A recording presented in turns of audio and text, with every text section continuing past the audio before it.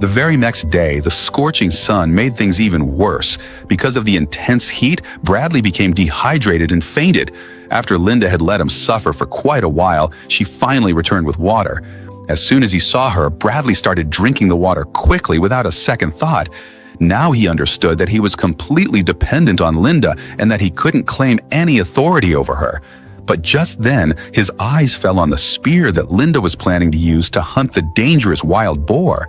He knew that the boar was extremely deadly, so he told Linda not to go into the jungle because if something happened to Linda, his own life would also be in danger.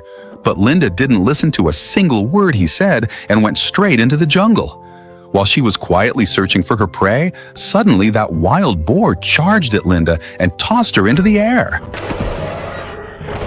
The good thing was that a fallen tree suddenly appeared in front of the boar, so it couldn't attack directly, giving Linda a chance to get up and run away immediately.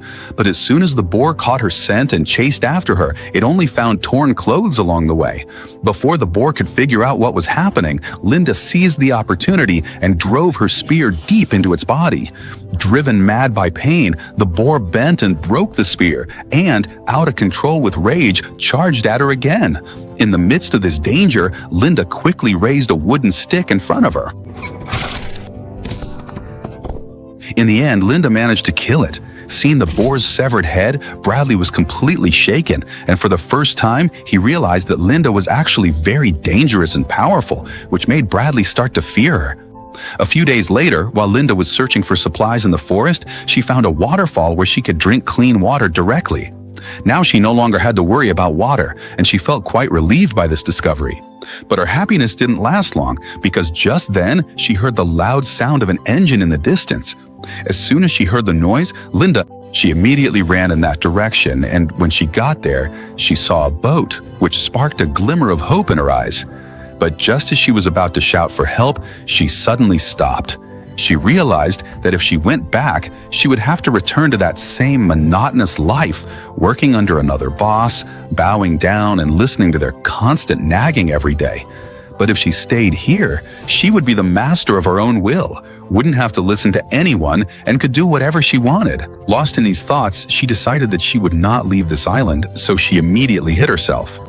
She kept watching the boat slowly drift away into the distance. When she returned, she didn't tell Bradley anything about it. But Bradley was only going along with her out of necessity. In reality, he didn't want to stay on this island forever. 2 weeks of this wild life had completely changed him, and now his patience was wearing thin. He asked Linda to build a boat so that, with its help, he could reach the nearby board and someone might see them.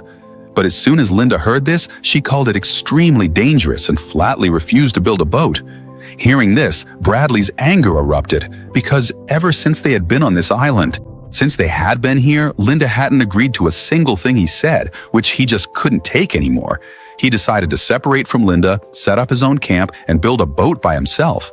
But as soon as he started working alone, he realized it wasn't as easy as he thought.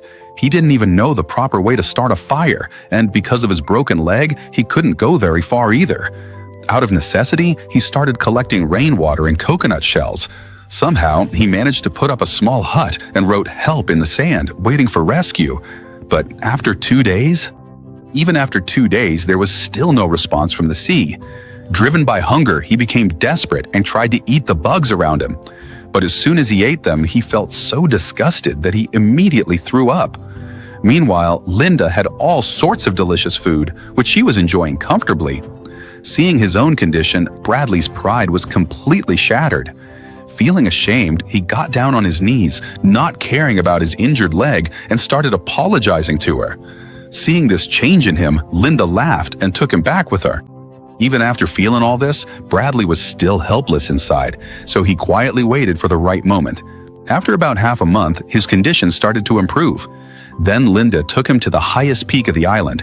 It was hard to get there, but the view from the top was amazing. Linda explained that the real danger was hidden in this beautiful-looking area.